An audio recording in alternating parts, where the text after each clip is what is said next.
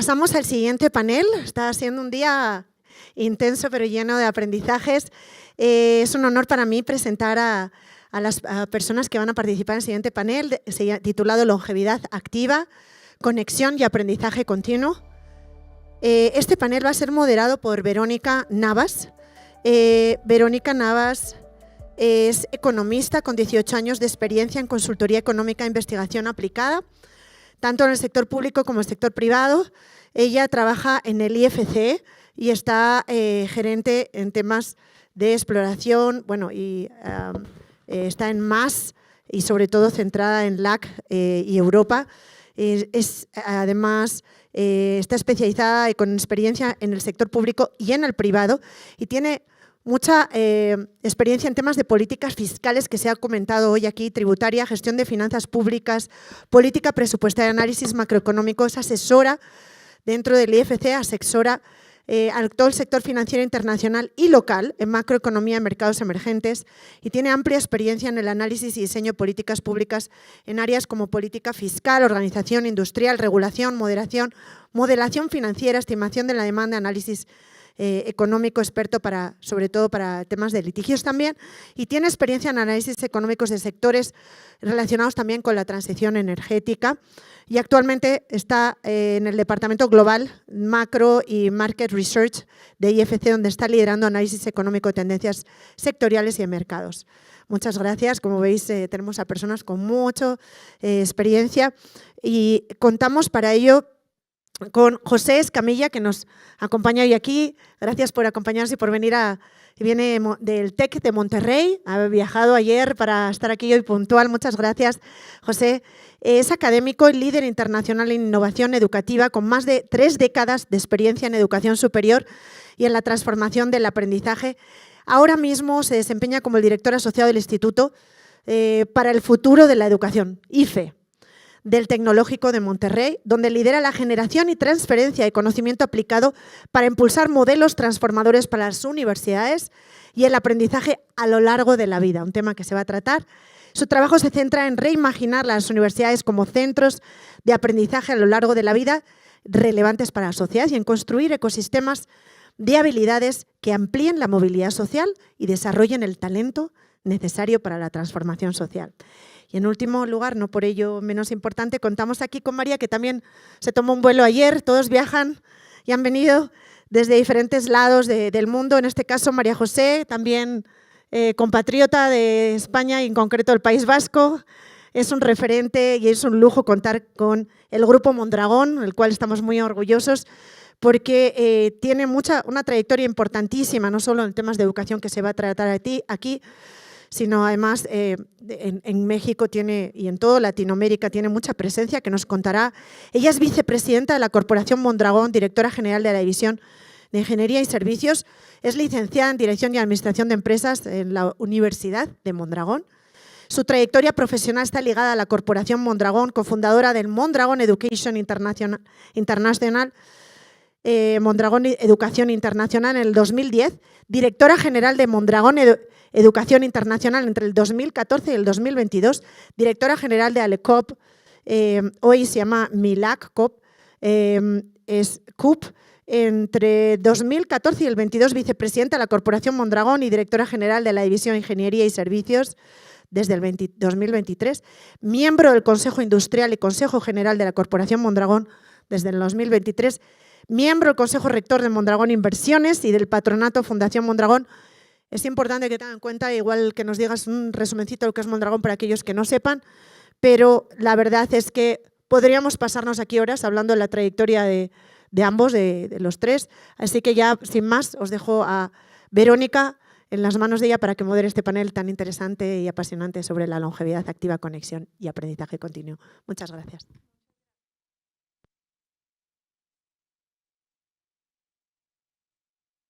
Bueno. ¿Aló? Ya, listo.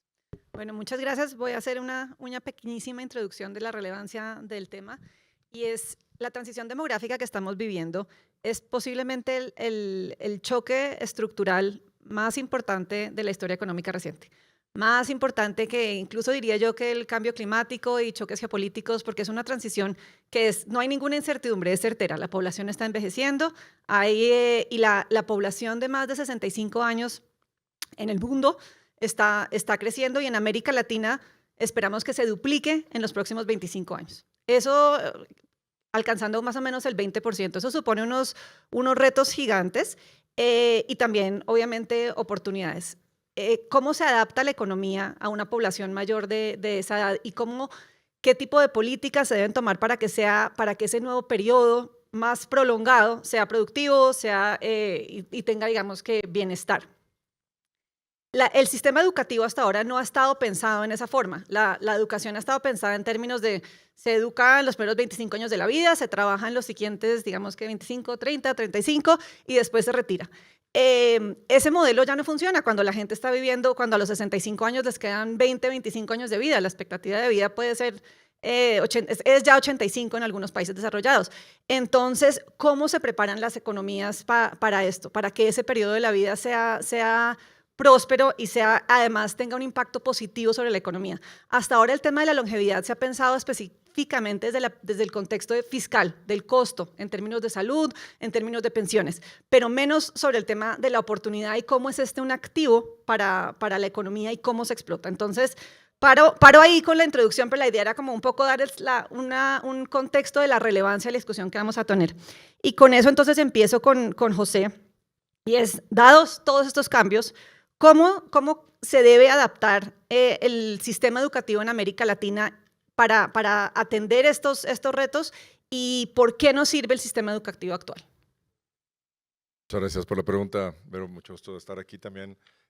Con la Universidad de Mondragón tenemos en mucho tiempo una complicidad. También un placer estar aquí compartiendo el escenario con ustedes.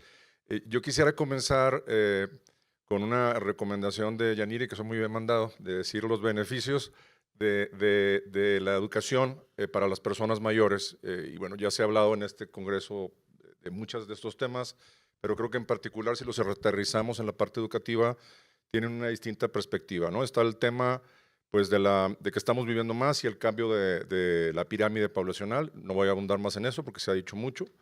También el tema económico, las personas mayores no tienen aseguradas sus finanzas, entonces también es importante que podamos transitar de una inclusión no solamente social, sino también económica, y por eso la educación debe de perseguir también ese objetivo. La educación reduce desigualdades para estas personas, donde se acrecentan con la edad y se acrecentan más en algunos grupos, las poblaciones pues más pobres y también generalmente grupos de mujeres. Y aquí hace falta educación digital y financiera para poder tener acceso a servicios de banca, salud, gobierno, que cada vez más son de este tipo. Entonces, esta educación para adultos mayores también es una herramienta de equidad. Mejora la calidad de vida, ya que también sabemos que este tipo de conexiones reducen la soledad, mejoran la salud mental y aumentan la autonomía, hacen a las personas sentirse con mayor propósito. También en el TEC hablamos de educación a lo ancho de la vida, no solamente a lo largo de la vida, y esa parte a lo ancho de la vida es donde está lo que generalmente no hablamos, que es la parte que no va hacia la empleabilidad y que es lo que nos hace sentirnos con propósito, nos hace sentirnos humanos, ¿no? Reconocer que habitamos otros grupos, tenemos hobbies, tenemos aficiones, tenemos alguna pertenencia a una comunidad, a un grupo religioso, etcétera, y esa parte pues, nos hace también sentirnos vivos de alguna manera. El capital social, las personas mayores no solamente aprenden, sino que tienen mucho que transmitir, tienen mucho que compartir y generar espacios para que los adultos mayores también tengan estas interacciones con jóvenes, que se llama también coaching invertido, también donde podemos tener jóvenes enseñando a mayores y mayores enseñando a jóvenes. Es un intercambio de valor de mucha importancia. Y por último, la parte de la inclusión digital, que ya lo había mencionado, pero que requiere de especial atención, porque requiere que las personas puedan tener una participación en la comunidad a partir de esto. Entonces, educar a las personas mayores no es solo un tema de bienestar, es un tema de construir sociedades más productivas, equitativas y sostenibles para el mundo. Y es en este contexto que desde el Instituto para el Futuro de la Educación, nosotros buscamos que las universidades sigan siendo relevantes en el futuro. Tenemos un gran proyecto de transformación de universidades y para ello, como anunciaba desde un principio Vero, las universidades deben de convertirse, de reconceptualizarse a sí mismas, y esto implica una transformación, como instituciones formadoras a lo largo de la vida de sus comunidades. No solamente formadoras iniciales hasta los 20 y tantos años, o solamente con grados académicos de 4 o 5 años. Deben de formar a lo largo de la vida, deben de pensar que atienden a sus públicos objetivo, que son su comunidad extendida, no solamente sus estudiantes, sus egresados, sino toda su comunidad de influencia, y repensarse para poder atender las necesidades de estos grupos. Eso tiene muchas implicaciones, vamos a poder platicar un poquito más adelante de ellas, pero en particular una de ellas es atender a los adultos mayores, porque es un elemento importante de estas comunidades. Implica también hablar de modularidad, de programas que sean más cercanos a las personas, de educación con mayor flexibilidad, de un currículum que sea mucho más ágil y no tengamos ciclos tan largos de diseño de currículum. Reconocer que el grado académico va a seguir siendo importante, pero también cada vez más este tipo de cosas como microcredenciales, etcétera. Entonces, el modelo universitario actual forma para un primer empleo y debemos de repensar la universidad para que forme para toda la vida. Muchas gracias. Mil gracias, José. Entonces, María José, siguiendo con este orden de ideas, así como el sector educativo tiene que transformarse, lo mismo sucede con el otro pilar de la economía, que es el mercado laboral, y también tiene que flexibilizarse y adaptarse. ¿Cómo ves tú el rol y las alianzas entre el sector educativo y el sector empresarial para justamente permitir una vida laboral más prolongada y productiva? Vale, bueno, buenos días a todos. Gracias por la invitación, por permitirme hacer posible que conozcáis un poquito más lo que es Mondragón. Por si alguien no lo conoce de nada, pues somos el mayor grupo cooperativo del mundo, cooperativo de trabajo asociado, ¿vale? ¿Esto qué significa? Pues que los trabajadores y los propietarios somos los mismos, con un modelo pues, que lleva funcionando sobre todo en el País Vasco y expandiéndose ya a nivel internacional, pues desde la posguerra española. Nacimos de la universidad, nuestra columna vertebral es evidentemente industrial, pero luego veremos cómo, viendo un poco lo que está ocurriendo en el mundo, pues estamos virando hacia ofrecimiento de otro tipo de productos y servicios, quizá no tan cercanos a la industria. Respondiendo a la pregunta que me planteabas, de un poco la necesidad o no de que exista una alianza entre el sector empresarial y el mundo educativo, o de donde yo vengo, del modelo Mondragón, pues es que esto es algo que lo hemos tenido siempre como muy metido en el ADN. Nosotros, nació nuestra primera industria, enseguida se vio la necesidad de que teníamos que formar a la gente para que trabajara en la industria y hace ya bastantes años se visualizó que no podía ir la formación por un lado y la industria por otro lado. Y se creó el famoso triángulo de conocimiento, donde en un punto está la universidad, la empresa en el otro punto y los centros tecnológicos o la innovación como tercer punto, creando todo un ecosistema alrededor de la formación. Nosotros no formamos a los alumnos y les damos clases de formación, sino que les acompañamos en todo un proceso de aprendizaje. Lo llevamos haciendo hace 20 años o 25 años. Todo este proyecto de que ahora está tan de moda en Alemania, bueno, Alemania ya se llevaba aplicando, pero que está ya un poco de moda en el mundo, que es la famosa formación dual, nosotros en Mondragón la llevamos aplicando desde nuestros orígenes. O sea, nosotros lo primero que se creó fue la escuela, pero lo siguiente que se creó fue un centro que era LECOP, que fue una de las que yo luego tuve el honor de poder dirigir, cuyo objetivo era tratar de posibilitar que los alumnos que estaban estudiando pudieran trabajar en una empresa. Y se vio enseguida que el aprendizaje era exponencialmente positivo. Ahora, pues si en algún momento tiene sentido que eso sea así, yo creo que es ahora. No tiene sentido que formemos alumnos que luego no tengan un desempeño claro de lo que han aprendido en la empresa. Muchas gracias. Entonces, creo que queda claro el tema de la relevancia, la importancia de la educación continua y el aprendizaje. Sin embargo, esto requiere una inversión en términos de costo y de tiempo de parte de las personas mayores. ¿Qué características debe tener este sistema educativo para que sea accesible y atraiga a los adultos mayores? Bien, yo quisiera empezar por las barreras de acceso que tienen las personas, o que tenemos, ¿verdad? Me tendría que incluir, estaba pensando, las personas adultas mayores, ¿no? La primera es el tiempo que hay que compartir con el tiempo del trabajo, de la familia, de los cuidados, el costo, por supuesto. La relevancia percibida, es decir, que la gente piensa que lo que va a aprender no le va a servir de nada. La fricción tecnológica, ya habíamos hablado de ese tema de la inclusión digital. Y el último, también hay una barrera psicológica. La gente piensa que ya no puede aprender, que ya dejó de aprender. Esta parte de la barrera psicológica me gustaría también contar un ejemplo, nada más como para una instancia, ¿no? Recuerdo hace muchos años en el TEC comenzamos con educación en línea. A mí me tocó abrir el primer posgrado en línea en 1997 y teníamos alumnos y yo les preguntaba pues, qué les parecía la educación en línea, y una alumna me dijo que le encantaba estar en línea porque tenía 60 años y no se veía yendo a un salón de clases con jóvenes, ¿no? Entonces, como a veces hay una barrera psicológica en la que pensamos que no pertenecemos a ese grupo, nos sentimos impostores, ¿no? Y bueno, a estas barreras hay una serie de elementos clave para abordarlas, ¿no? Una de ellas es la modularidad. Ya había hablado un poco de eso antes. Aprender a lo largo de la vida implica que puede haber información, puede haber que sea necesaria, puede haber cosas que vamos a aprender, pero también algunas de estas cosas empaquetadas en microcredenciales.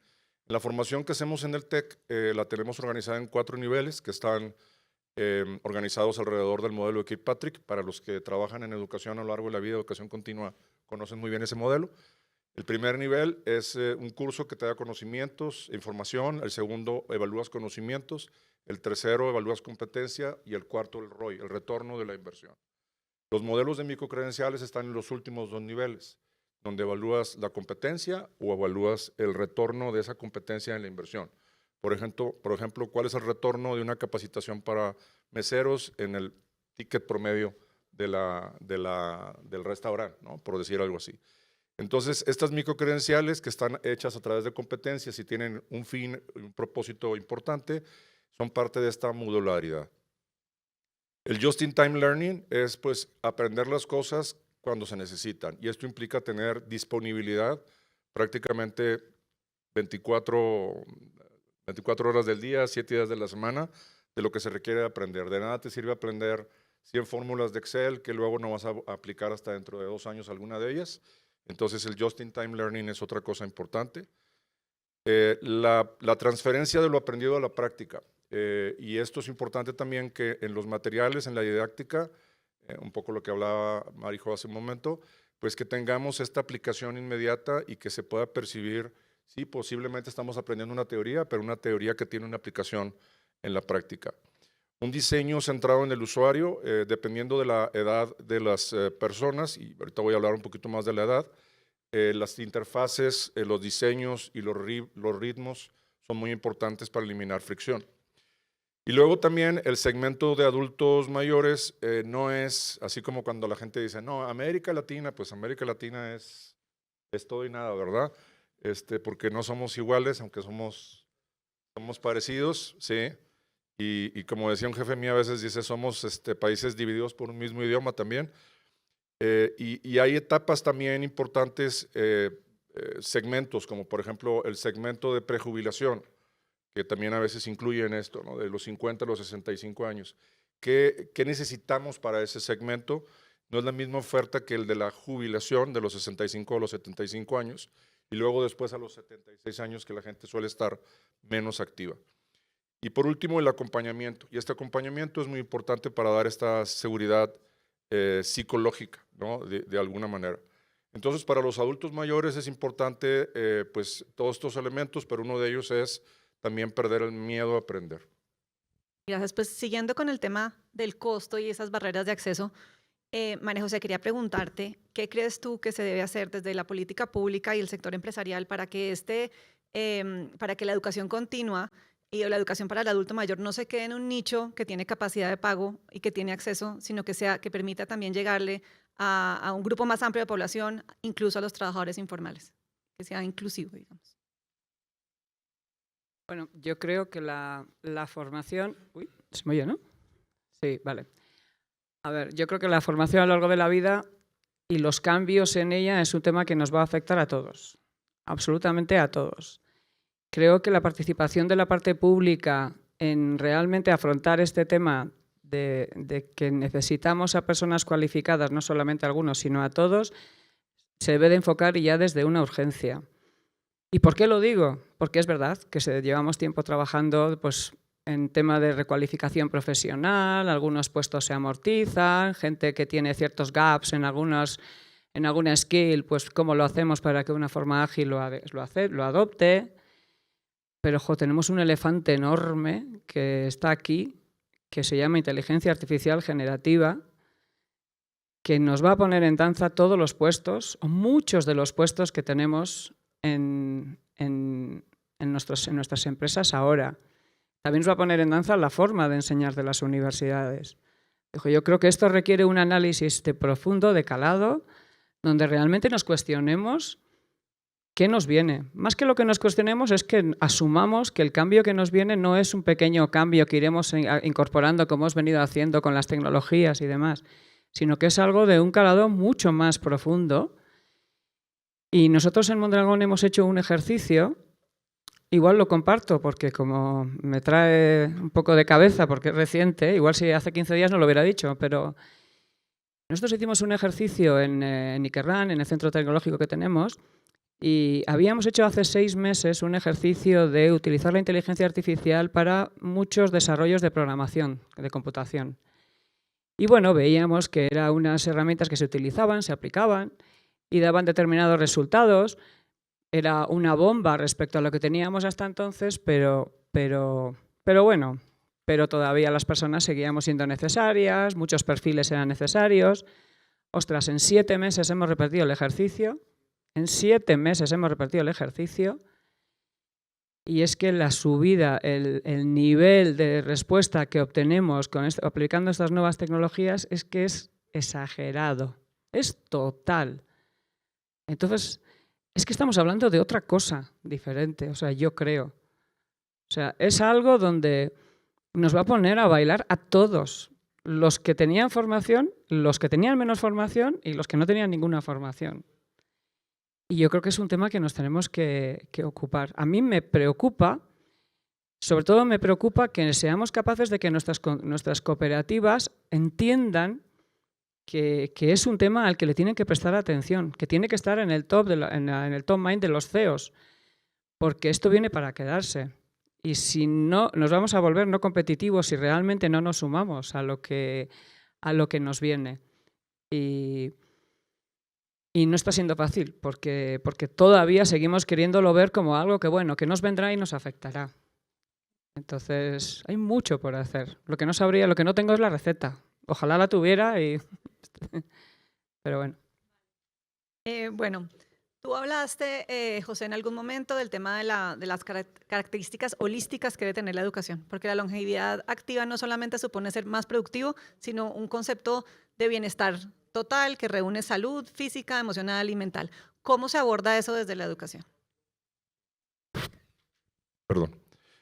Quería solamente brindar una referencia a un reporte que hicimos que está relacionado con la intervención anterior, que no lo mencioné. Está relacionado con el tema del acceso digital para las personas, las poblaciones mayores.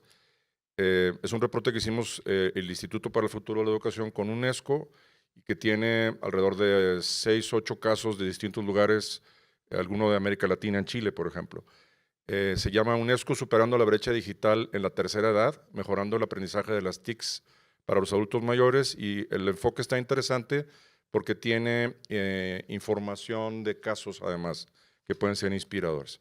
Ahora, contestando tu pregunta, pues de nuevo tenemos que pensar que las universidades en este modelo hacia el futuro, para continuar siendo relevantes, debemos elaborar una propuesta 360 para nuestras comunidades de adultos mayores. Algunos de los ejemplos pues, podrían ser programas de reskilling que tengan enfoque de salud, en temas de salud mental, de autocuidado, de gestión de estrés, por ejemplo, y de cómo lidiar con el desgaste físico, además, que es de la edad. Elaborar estos programas de aprendizaje intergeneracional del que había hablado, no solamente dan la oportunidad de que ellos puedan compartir lo que saben, sino también es un espacio de conexión social, y sabemos por estudios que esta conexión social es de gran valor para la salud física y emocional de las personas mayores, porque tienen este contacto con otras personas, se sienten valiosas, se sienten relevantes y no están aisladas. Los campus, abrir los campus como centros de bienestar para estas comunidades con espacios de puertas abiertas. En el caso del TEC tenemos distritos alrededor de nuestros campus, en donde además hay este tipo de actividades en las zonas de influencia de los campus. Tenemos también un fenómeno natural que con el tiempo las zonas residenciales alrededor de los campus tienen la peor combinación que podemos tener, personas mayores y jóvenes conviviendo en los mismos lugares. Entonces, eso ha hecho también que sea una razón más para buscar cómo revitalizar estos espacios alrededor de los campus, y creo que también eso es parte de ser relevante en el futuro como universidad, cómo te preocupas por tu entorno directo en el que estás. Y bien, tenemos una oferta también en el TEC, que es la Universidad de la Tercera Edad, en donde tenemos esta oferta que ha sido estructurada para estos grupos etarios de los que hablaba hace un momento, pero también para distintos segmentos de la población con distintas necesidades, ¿no? Y ahí están incluidos también estos temas de salud y salud mental y física. Muchas gracias, José.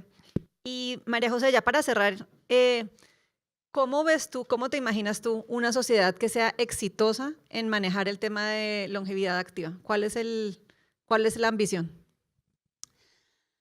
Bueno, yo quizás lo que puedo hacer es compartir lo que estamos haciendo desde el Grupo Mondragón para dar solución o para poder mantener ese eje, ¿no? Os he comentado un poco la amenaza que nosotros visualizamos, sin querer ser apocalíptica, con la inteligencia artificial que nos va a revolver. También les comparto que nosotros somos un grupo industrial. Entonces nosotros somos un grupo industrial donde pues en enero hicimos un viaje a China porque nos decían que los chinos, que se habían empezado a hacer no sé qué tipo de componentes, que si nos iban a sacar del mercado, que si tal.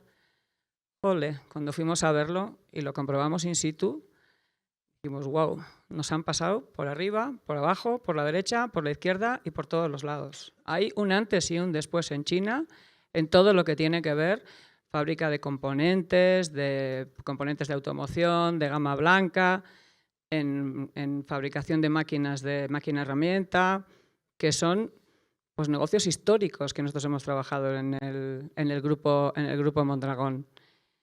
Si encima te vas a la sede central de Volkswagen, que son alemanes, y han desistido, y ya no es que se hayan llevado la producción de su coche eléctrico a China, sino que se han llevado su headquarter allá. Todo su centro de I+D se lo han llevado a China, porque nos han pasado también en tema de diseño, han desarrollado el coche eléctrico con una forma de conceptualizarla que es un ordenador con patas, y los componentes pues es algo que pasa a un segundo término de relevancia. Y nosotros somos parte de un grupo que dices, nos hemos dedicado a eso principalmente y nos seguimos dedicando. Afortunadamente, hace unos cuantos años, ya más de 25 años, algún visionario de Mondragón, que no fui yo, pero alguno, pues ya empezó a visualizar que esto era un tema que iba a venir y empezó a desarrollar toda una propuesta de servicios y de productos hacia otros sectores, más orientados hacia la salud, hacia el bienestar.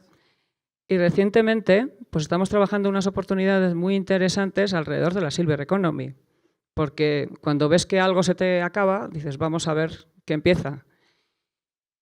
Y bueno, la realidad es que las poblaciones cada vez vivimos más tiempo, somos diferentes a lo que eran nuestros abuelos cuando tenían nuestras edades, demandamos de cantidad de productos y servicios que ellos antes no, y aparecen una o varias oportunidades de ofrecer alternativas y productos en los que estamos ahora completamente volcados. Y tenemos un producto, uno muy específico, antes el anterior ha comentado un tema. Nosotros hace 25 años en Mondragón se tomó la decisión de desarrollar un modelo sociosanitario alrededor del cuidado de tercera edad, con foco País Vasco, eso sí, con un modelo cooperativo propio donde el cuidado fuera algo muy relevante. Bueno, pues ahora estamos trabajando con las administraciones públicas de País Vasco un proyecto donde vamos a crear una especie de residencia, no es una residencia, todavía no sé qué nombre va a tener, tampoco es un living lab, porque están todos los nombres medio cogidos ya, ¿no? Pero bueno, la idea es crear un modelo donde sea una especie de residencia, pero que las personas no noten este cambio abrupto cuando pasan de sus hogares a la residencia, que sigan haciendo su vida como la hacían en sus casas, que no tengan los servicios grupales, sino que tengan cada uno su propia actividad física, su propio... Es un proyecto que ya vamos a lanzar el primer piloto y la verdad que estamos muy, muy esperanzados porque creemos que va a ser un servicio que va a tener recorrido. Y antes el compañero que ha estado aquí dice, hay que probar un piloto. Nosotros siempre empezamos también probando primero un piloto que funcione, lo destripamos y después... Y bueno, yo creo que la alternativa viene por ofrecer servicios allá donde ahora haya necesidades, no intentar quedarnos en lo que hemos hecho hasta ahora.